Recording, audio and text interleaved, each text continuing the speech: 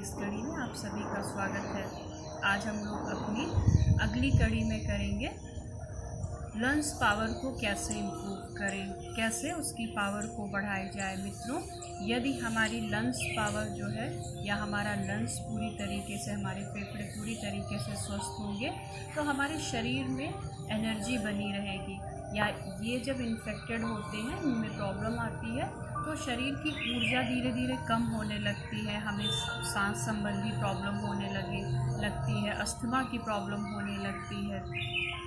आप यूँ समझिए कि जैसे किसी छन्नी में रोज़ आप डेली चाय डालते रहिए और उसकी सफाई ना करिए तो धीरे धीरे उसमें ब्लॉकेज आ जाते हैं और एक दिन क्या होगा कि छन्नी पूरी तरीके से ख़राब हो जाएगी।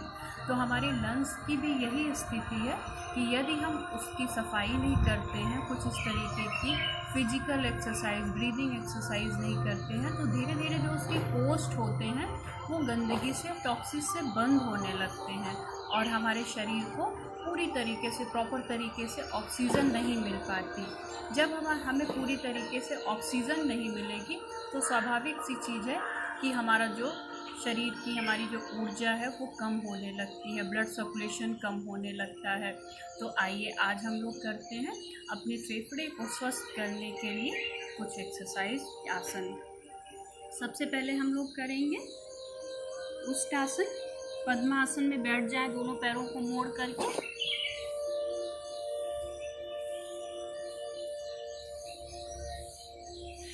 अपने घुटने पे खड़े हो जाएं। दोनों हाथ को अपनी कमर पे रखें, अंगूठा बाहर की तरफ, चारों उंगलियां अंदर की तरफ। अब सांस भरते हुए धीरे से पीछे की तरफ जाएं।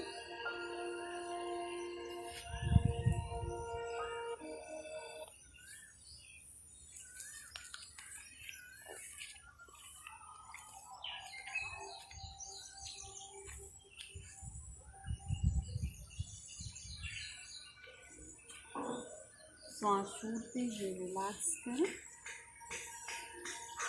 इसी क्रिया को दूसरे तरीके से देख सकते हैं। पैर के टो पे अपने सांस भरते हुए हाथों को ऊपर उठाइए, अपने पैर के एड़ी को छूने का प्रयास करें।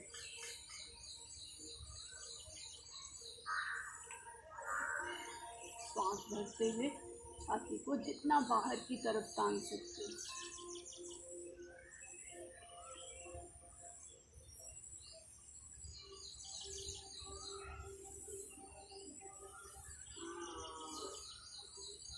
सांस छोड़ते हुए धीरे धीरे वापस अपनी स्थिति में आए। रिलैक्स कर लेंगे, लंबा गहरा सांस खूब अच्छे से रिलैक्स करें। और अब हम अगली क्रिया करेंगे शशांक आसन। वज्रासन में ही बैठे रहें।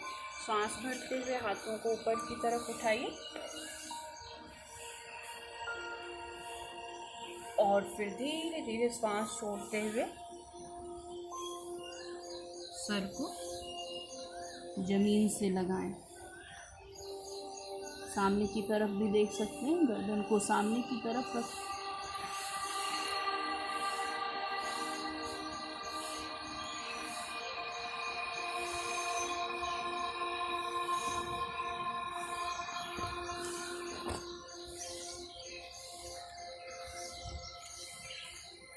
सांस भरते हुए धीरे धीरे ऊपर की तरफ उठ जाएं। धीरे से वापस अपनी स्थिति में आ जाएं। लेट जाएंगे अपनी जगह पे।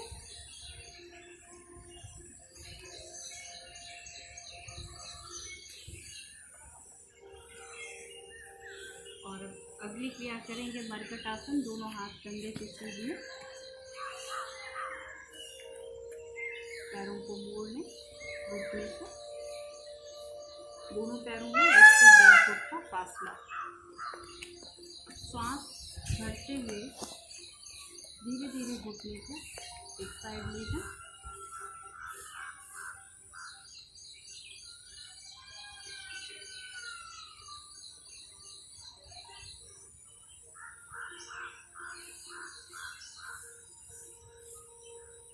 श्वास छोड़ते हुए रिलैक्स करें,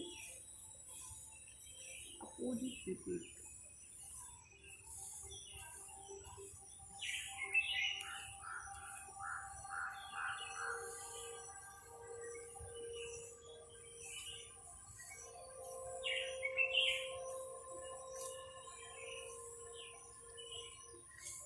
जितनी देर होल्ड कर सकते हैं उतना हमारे लिए अच्छा होगा। चेक करें हमारे जिस्म की क्रिया हो रही है, उसमें जो भी तनाव, खिंचाव, सुख या पीड़ा है उसके साथ होइए। हम योग कर रहे हैं, हम निरंतर अपने से जुड़ने का प्रयास कर रहे हैं। और अब अगली क्रिया करेंगे उत्तान पादासन।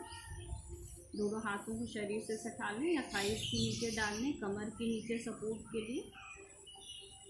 और फिर सांस भरते हुए दोनों पैरों को 30 डिग्री अंश तक उठाएं, पैर के टो को बाहर की तरफ खींचें।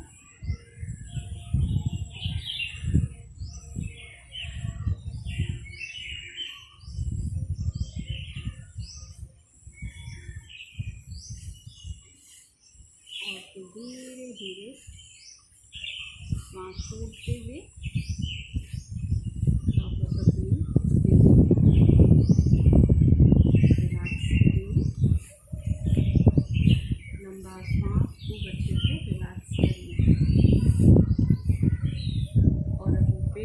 कुछ आसन करेंगे।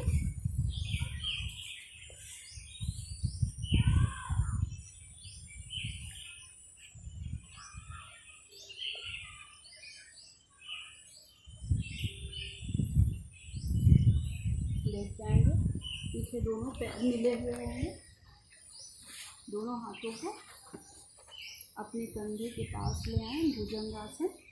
अब सांस भरते हुए धीरे धीरे गर्दन और कमर से ऊपर की तरफ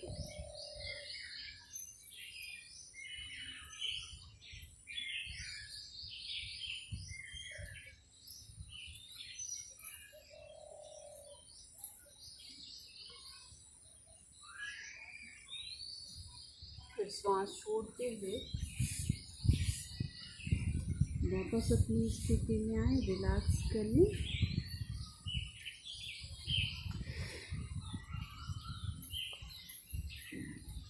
अगली क्रिया शलभासन। दोनों हाथ थाइस के नीचे, सांस भरते हुए थाइस से पैर को ऊपर की तरफ।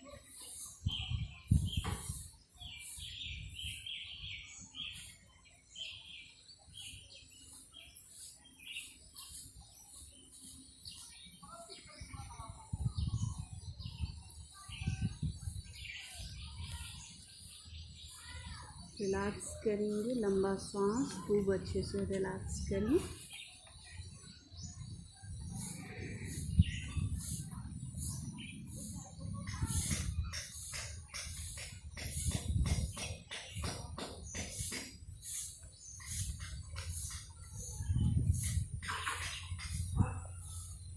बैठ जाएंगे अपनी जगह पे।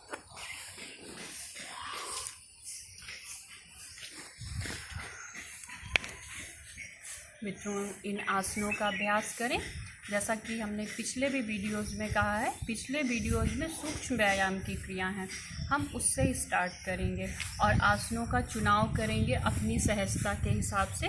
इन आसनों को करें, जिन आसनों में सहज हों उसी का अभ्यास करें। इसके बाद हम इसके साथ अनुलोम विलोम, कपालभाति, भ्रामरी और ओम का उद्गीत करेंगे। मित्रों, हम बार बार कह रहे हैं, शरीर के आसन का, किसी भी आसन का प्रभाव शरीर के किसी एक अंग पे नहीं होता है, वो पूरे शरीर पे होता है। सिर्फ वो हमारी शारीरिक अवस्था पे निर्भर करता है। और भोजन जो होता है वो हमारे जीवन में बहुत महत्वपूर्ण होता है। हम कहते हैं कि जैसा अन्न वैसा मन, तो अपने भोजन को सुव्यवस्थित करें, सुपाच्य, हल्का और अच्छा भोजन लें। जिन्हें अस्थमा की प्रॉब्लम है, सांस की प्रॉब्लम है, वो लोग कुछ काढ़े जो आते हैं जैसे अदरक, छोटी इलायची, बड़ी इलायची, तेज़पत्ता, दालचीनी, इन सब चीज़ों को डाल के अच्छी तरीके से पकाएं और उसको कम से कम दिन में 2 बार लें।